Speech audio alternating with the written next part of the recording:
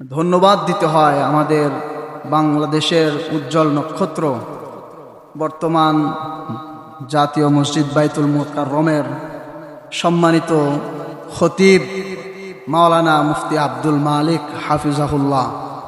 তিনি ঈদের দিনে বর্তমান বাংলাদেশের প্রধানমন্ত্রী জনাব তারেক রহমানের মাথায় টুপি উঠিয়ে দিয়েছেন, টুপি পরিধান করায় দিয়েছেন তাকে, নবীর সুন্নত তাকে মাথায় তুলে দিয়েছেন। এজন্য তাকে এই সৎ সাহসের জন্য ধন্যবাদ জানাই। অনেকেই অনেক নজরে দেখতে পারেন, এটা কোনো চাটুকারিতা নয়।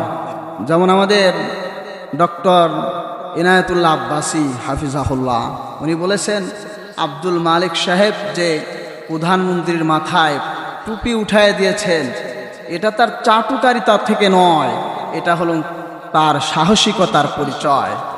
বাদশাহ হোক আর যেই হোক, আলেমের মর্যাদা সর্বগ্রে সর্বোচ্চ, তাকে সম্মান করতেই হবে।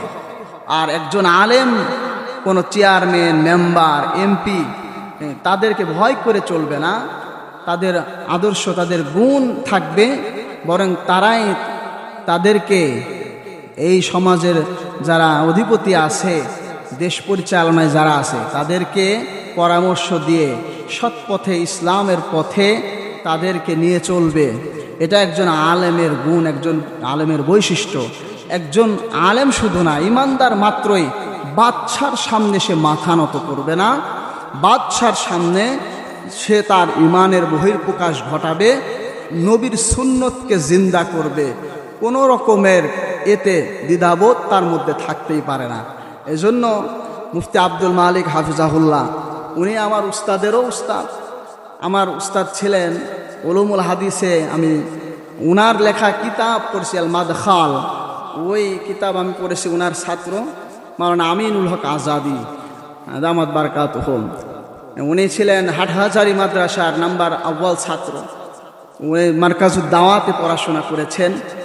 তো আব্দুল মালিক হাফিজাহুল্লাহ সেই সূত্রে আমার উস্তাদেরও উস্তাদ।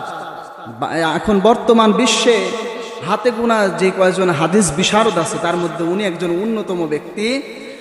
অনেক প্রতিষ্ঠানে, অনেক বিশ্ববিদ্যালয়ে, আরব বিশ্বেও উনার কিতাবকে সিলেবাসভুক্ত করা হয়েছে। এজন্য উনার ব্যাপারে আমরা কটু কথা বলা থেকে সাবধান থাকি। ফেসবুকে দেখা যায় অনেকেই তাকে নিয়ে বাজে মন্তব্য করতেছেন, অনেকেই অনেক রকম কথা বলতেছেন যে চাটুকারিতা করেছে। না, আসলে এমন না। উনি একজন প্রচার বিমুখ মানুষ ছিলেন। উনি যে বাইতুল মুকাররমের খেতাবতি পেয়েছেন, ওই জন্য উনি আবেদন দেন নেই, বরং ওনার কাছে প্রস্তাব দিয়েছে। এজন্য উনি ওই ধরনের মানুষ না যে তিনি কোনো পদ বাঁচিয়ে রাখার স্বার্থে চাটুকারিতা করবেন, বরং তিনি দ্বীনের যেই সত্য কথা, সঠিক কথা, সেটাই তুলে ধরেন। আল্লাহ রব্বুল আলামিন আমাদেরকে বুঝার তৌফিক দেন। যেমন ইমানের বহির্প্রকাশ ঘটিয়েছিলেন, এই 7 যুবকের কথা কোরআনের মধ্যে আসছে। যেই যুবকদের আলোচনা বর্ণনা করে আল্লাহ রব্বুল আলামিন একটা সূরাই নাজিল করে দিয়েছেন। আল্লাহ রব্বুল আলামিন সেই যুবকদেরও প্রশংসা করছে। তারা তাদের ইমানের বহির্প্রকাশ বাদশার সামনে ঘটিয়েছিল। আল্লাহ রব্বুল আলামিন তাদের মর্মে বলেন, ইন্নাহুম ফিতয়াতুন আমানু বিরাব্বিহিম ওয়াজিদনাহুম হুদা।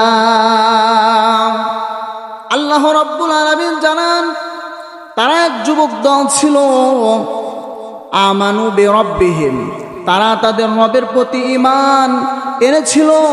আল্লাহ বলেন, ওয়াজিদনাহুম হুদা, আমি তাদের ঈমানের উপরে থাকার কারণে আরো ঈমান বৃদ্ধি করে দিলাম। ওয়ারাবাতনা আলা কুলুবিহিম, আমি তাদের অন্তরে ঈমানকে মজবুত করে দিলাম। ফলে কি হলো?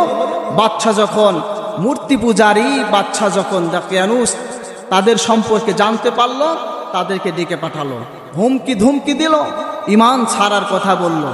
কিন্তু তারা যখন বাদশার সামনে দাঁড়িয়ে, আল্লাহ বলেন তারা কি করেছে, ইয কামু ফাকালু রব্বুনা রব্বুস সামাওয়াতি ওয়াল الأرض لن ندعو من دونه إلها لقد قلنا إذا شططا